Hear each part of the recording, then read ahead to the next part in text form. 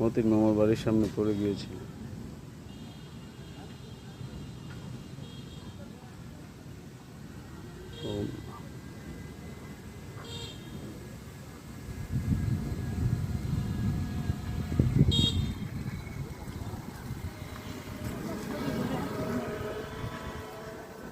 বৃষ্টির মধ্যে মাদ্রাসা কেন বাবুরা?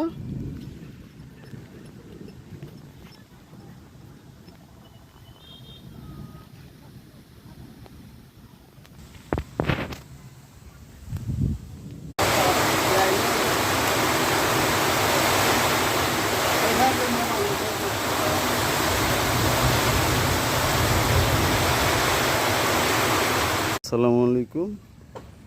পটিজানা ইউনিয়নের বেরি ওয়ার্ড থেকে সকলকে স্বাগত।